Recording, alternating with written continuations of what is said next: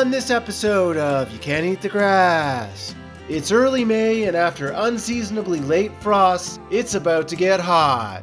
We're talking summer temperatures for a week straight. The farm isn't planted, every tulip is about to flower at the same time, and we still aren't 100% after getting COVID. Can we get the farm back on track before everything burns up? Stay tuned to find out. Here comes Dusty. He's coming to get you, Kaya. Time to get to it. We have a pretty big problem. It has been the coldest year that we've experienced since we have lived here on the farm. It has been so cold up until this point that I just haven't really been able to judge when anything is going to be ready, and I haven't really been able to plant anything out in the farm. 2 nights ago, it got down to -4 overnight. Because of that, I haven't been able to plant out any of my cool seedling crops, and we've run behind in getting our cool season direct seeded crops into the ground as well. So far, that hasn't been a massive issue for us. Everything was just delayed. But this is where the problem comes in. I checked the weather, and coming this weekend, it's gonna be 27 degrees. We're gonna go from full-on freezing nights to days hot enough that it could make all of our tulips bloom, even though they're still super short, and it could make it so all of our ranunculus and anemones go into dormancy and we don't end up getting anything off of them. Photobomb. All we can do is our best. And so we are going forward fighting the good fight against heat. We have shade cloth. We have watering more than we normally would. And the other thing that we have is a few days before this heat comes. The very first job that I'm working on is planting out seedlings. If I can get them to be out for a few days before this heat happens, maybe they'll be able to survive a lot better. I don't know what the weather's gonna be. It might be hot for a long time now. So let's cross our fingers and see how this all works. Hi, Roxy. Are you helping Ian? Roxy. Oh my God, Ian, look at her. Well, hopefully that fixes it. Last year, when I was taking this off, because this can freeze and break, this was seized on there, and reefing on it, I broke down here. And then I didn't fix it until right now. Our water got turned on. I had to get it going so we can water the farm again. Bump hoses. Yeah, I know, right? Yay! We have our upgraded irrigation system from last year, and so now it makes life easy. Should we come over there and play with you? She's like, oh yeah, that's what I want. What you got there? We got some lime to amend our soil. These weigh 50 pounds. Even though they're tiny little bags. Do they? Oh. Yeah. Doesn't feel like 50 pounds. I don't think so either. But definitely weighs like could be 35 pounds. Yeah. Feels like 25 pounds to me. They're dense. But I'm not in winter shape anymore. Now I'm in spring shape.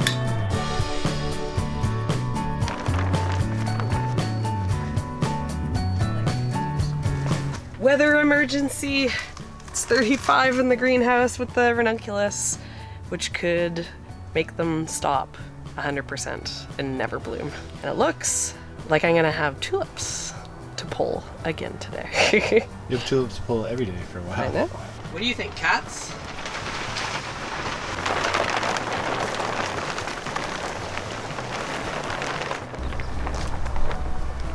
Well, that'll hopefully help. It's already dropped to 25 in there, and with both sides open, we'll get some airflow and maybe it'll drop to 20.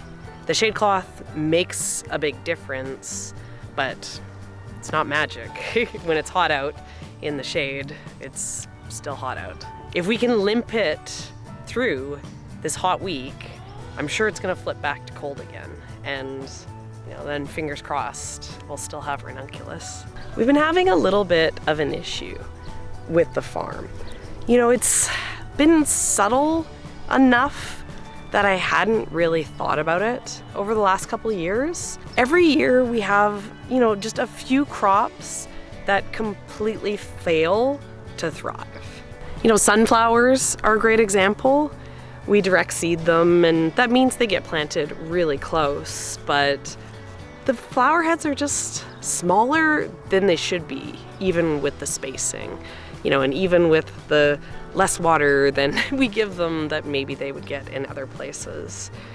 And I've been thinking about it, and we haven't soil tested in the last couple of years. It's been something that we say we're gonna do every year, and then we just lose track of time and it never happens. And every year we add a lot of compost to the farm. And so I think we may have pH problems with our soil. The first year that we started the farm, we got a soil test, we limed the soil, and compost needs lime when you're adding lots of it. So we're gonna do some soil tests, but there's stuff that needs to get planted before we can get our soil test results back.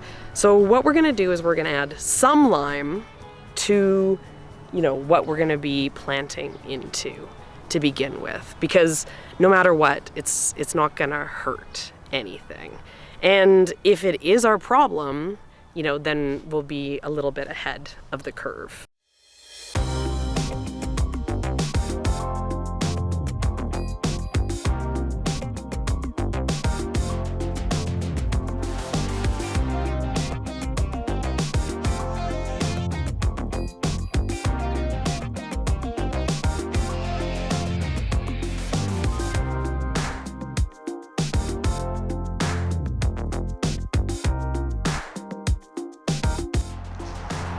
Do I have a tree cat?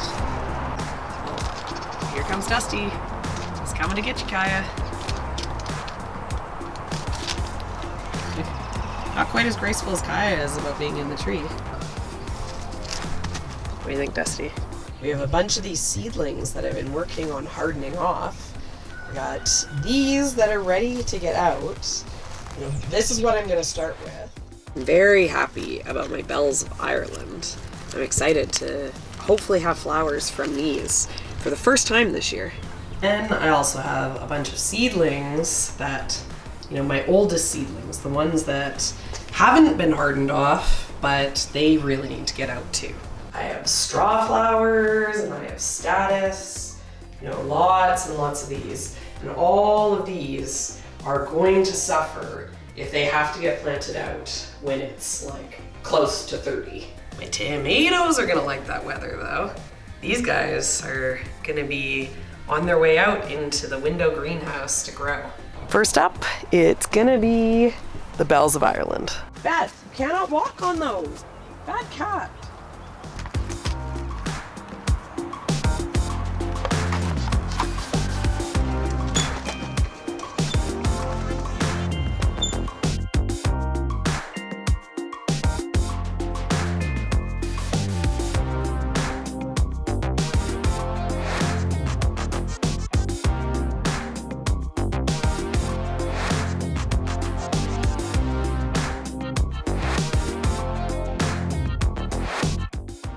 Well, I've been making some progress on getting the things planted outside. Slower than I'd hoped. I'm still not 100% recovered from being sick last week. As I plant all the seedlings out, it's also important that I keep making more seedlings to plant out in the future. It's nighttime now, so, it's too dark to be planting, and I'm in the garage where there is a lot of seeds that need to get filled in. Ian has made me more of the Swift Blocker soil blocks, and I also have some trays that are filled, so it's time to make more work for future Serina. Let's fill these up.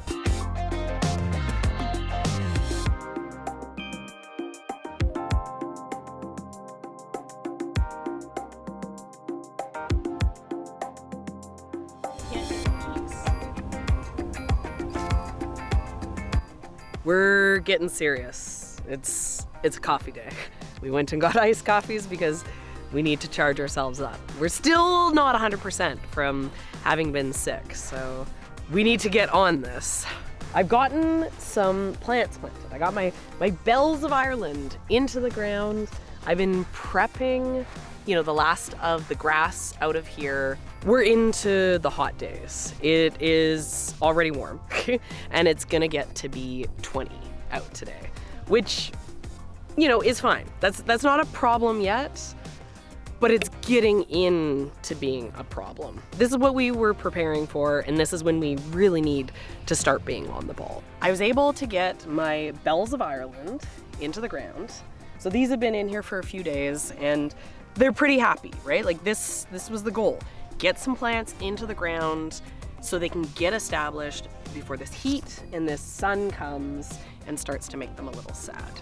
I've also been prepping out any grass that we have out here, and I've started watering. We have our farm irrigation hooked back up. This is an essential tool. The watering is important for the heat. Today, I'm gonna get some seeds into the ground. You know, I really should have gotten it done 2 weeks ago, but you know, we've been struggling with weather and we've been struggling with illness, and it is what it is. Our tunnels, you know, they're an essential tool for us, not only for the cold, but also for the heat. This tunnel here has shade cloth on it and it helps a ton. We've opened up the ends so there's lots of airflow through it. This is kind of as cool as we can get a space here for us. You know, this artificial shade of a shade tunnel is as close to shade as we get on our full sun property. So the other thing that we do to make sure that the heat is staying down, because these are some of our most heat sensitive crops. These are the ranunculus. If they get too hot, they will go dormant and they'll stop flowering before they've given us any flowers, which would make me very, very sad. And then the tulips. The tulips are gonna bloom out super, super fast in the heat. So what we're gonna be doing is we're gonna be running a lot of sprinklers a lot of the time. Just keep them wet, keep them cool, you know, keep those temperatures from spiking. Have you seen the buds in here? On all the ranunculus? On the ranunculus. Yeah, it's pretty exciting. Show us the ones that are like looking really good. Well, over here, I mean, you can see they're starting to come along. There's a bunch of them over on this side here. I'm not sure if it's just a different variety or if they get a little bit more sun on the end here, and that's causing them all to bud up, but you know, probably 50% of the plants over here are already budding up. So, you know, the first ones are gonna be short, but after that, they'll start being like usable stems. I don't know, these look like they're gonna be pretty good. They're not bad already, right? Like that's reasonably long for the first stem of the year. Yeah, these I feel are gonna bloom before Mother's Day, which means we might actually have, you know, a pretty good collection of ranunculus for Mother's Day, as well as tulips. I know, like the tulips, I'm like, are they gonna be all out of the ground before Mother's Day with like this heat and stuff? But, you know, there's stuff coming outside as well. We have lots of tulips planted outside. So those ones are later than this. And then it's like, if we harvest those, they can go in the cooler for, you know, a week or two to extend it. But, you know, this heat is definitely going to be like moving everything along really fast. I think tomorrow I'm going to be harvesting my first variety outside of the tunnel. For the tulips. For the tulips. Yeah. And the anemones are close too. The anemones look like... Oh yeah, we're going to be selling those. There's definitely sellable stems. Oh, and some of the ones that we have this year look so cool. People always thought that they were poppies last year at the market. Well, we're doing okay. 25. Okay, we're gonna do some rugged off-grid watering. We're gonna do some very Okanagan style foraging. Dusty, you're gonna be so sad when we clean this dirt up. It's so dirty. The peonies, they're looking so good. I don't know, we didn't label our varieties because I never label anything because I don't really care what they are. This variety is like, you know, a full-on plant, and it even has buds, and all of the varieties are up and out of the ground, and like they're looking really happy and healthy. It looks like everything survived our December planting. Yeah, I think obviously it wasn't ideal, but I think it wasn't a problem at all. But let's not do it again this year. We have $10,000 worth of peonies coming, and let's not plant them in freezing cold temperatures because my fingers do not. We're in agreement on that.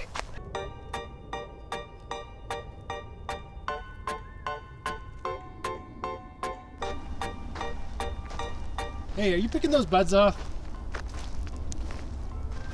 No, I'm just disbudding. It's an important peony maintenance task. We gotta let some of them flower. Like this one? I should let this one flower? Yeah. Yeah? Okay, here you go. Ooh. No? Okay, what about this one? There's still one. Oh no, look, there's still two here. Right? Why you gotta be so Here. cool? See? There. Here, you want them? Yeah, but I want them on the plants. So what you need to do with peonies is the thing that's torturing Ian. You have to take the buds off of them because in the first year especially, you don't want to let them bloom because you don't want them to put their energy into the flowers. Instead, you want them to put their energy into actually getting properly rooted into the ground. These are insanely gorgeous peony clumps. They're massive. They were crazy. So they say that you should not let them bloom for 3 years. And Ian, there's no world that Ian will let me do that. But, it's very hot and it's very dry here. It's not like we have ideal peony growing conditions. And I also am incredibly stingy and cruel to plants. So they're not gonna have as much water as they would ideally like. So we're gonna give them, their best chance at long-term survival by not letting them bloom this year. And then next year we can let them each have like 1 flower, 2 flowers, and then go from there. But just a couple this year. Some plants can have like 1 or 2. I'll tell you what, there is about 25 peonies that I'll let flower this year. Does that sound good? I don't know. It sounds like there's some sort of tricky catch. They're just not the peonies that are here. You can have the peonies up at the top of the property bloom this year. Where are we going? We are going to the empty property that butts up against our property because there was some really good stuff in here last year and we're gonna be desperate for good stuff again this year. We just have to follow this red thread of fate. It's leading us to something.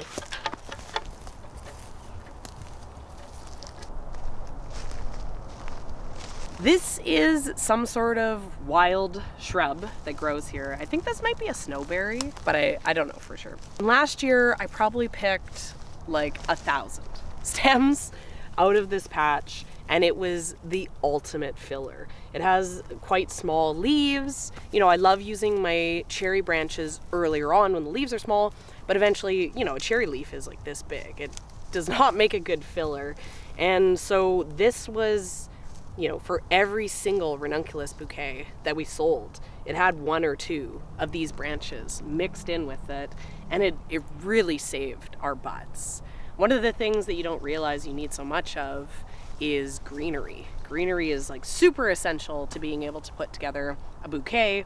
And yeah, we have this window where we don't really have anything. The problem is that here in the Okanagan, nothing grows. Sure, there's this wild patch of this bush that's here, but it doesn't mean that it's gonna be happy and healthy and thrive for the rest of its life because we're a desert. We get no water, and it's been very, very dry this year. It's been cold, but dry.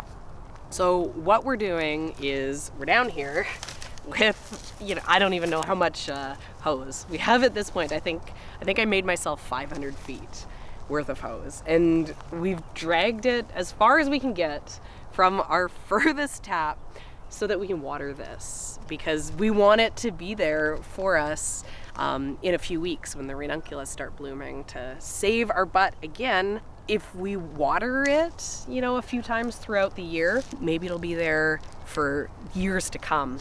This property isn't our property, but it's just an empty lot that's waiting for development. Eventually this will be townhouses or apartments. We don't know exactly what it's gonna be, but no one's gonna be upset about us foraging out of here and watering this little patch.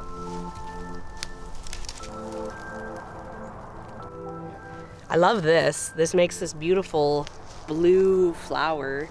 I think it's a lupin, but I don't know for sure. I'm fine with picking this like weedy bush, but I try not to pick the wildflowers because so many of them are dependent on dropping seeds in order to keep producing. And so if I pick the flowers, you know, I'm potentially killing off future flowers.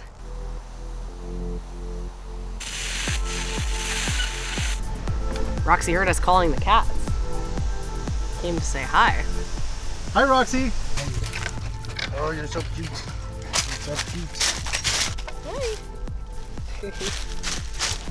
Got some work to do. Time to get to it.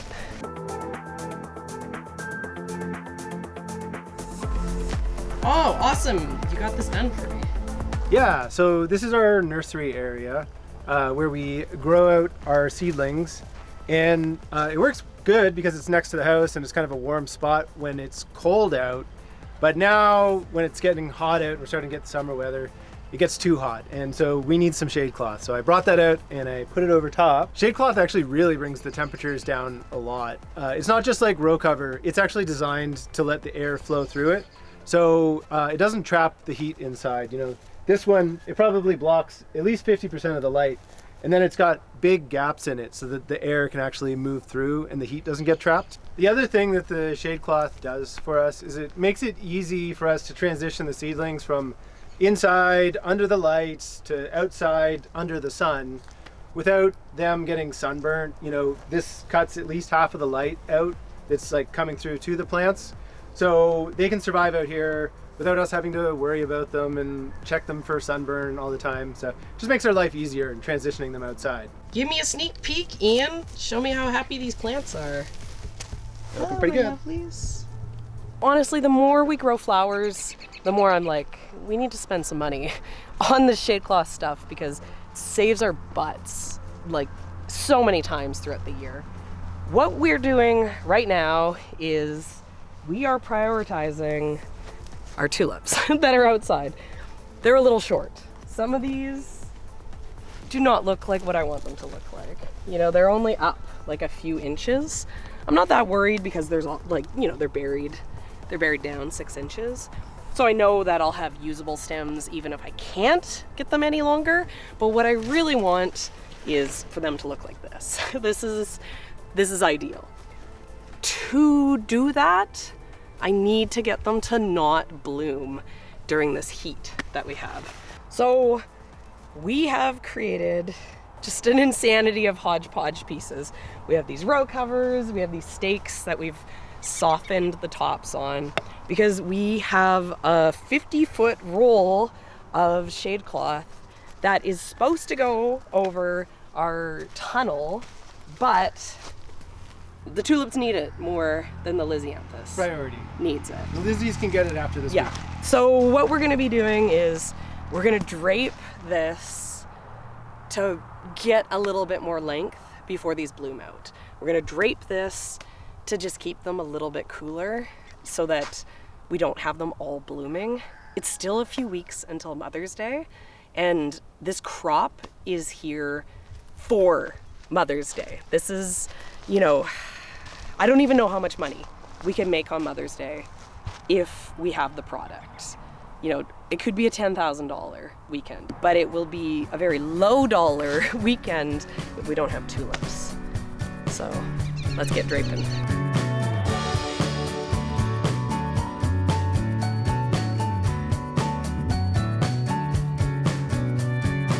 Well, it looks kind of ridiculous, but it's gonna work. Yeah, I made a blanket for it. Look, me and Dusty are gonna have so much fun in here. You know, it only needs to stay up for a week, right? Once they all start blooming, then it's fine.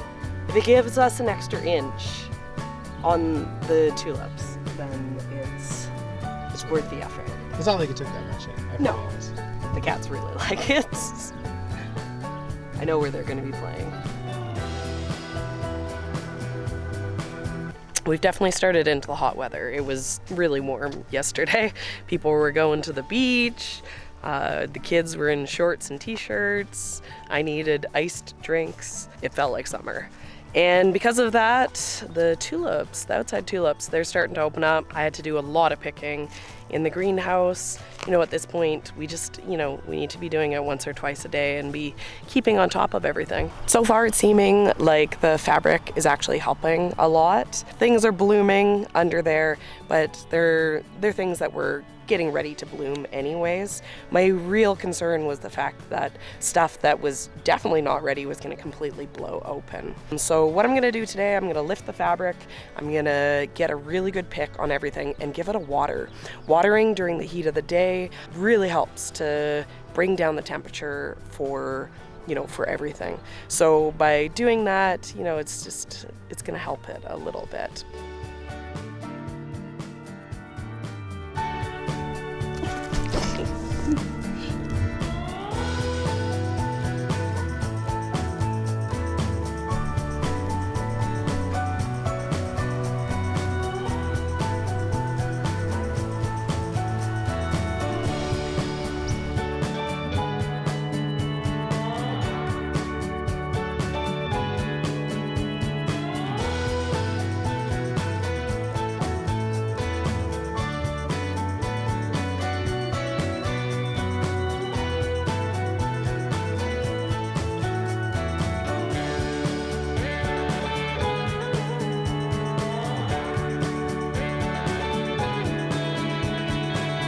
Well, I was harvesting all day.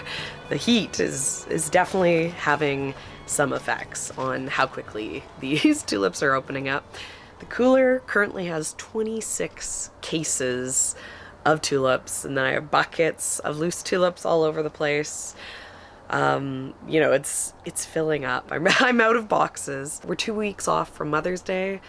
Some of these will keep fine till then, but it would have made my life a little bit easier if they wouldn't all bloom this 1 week.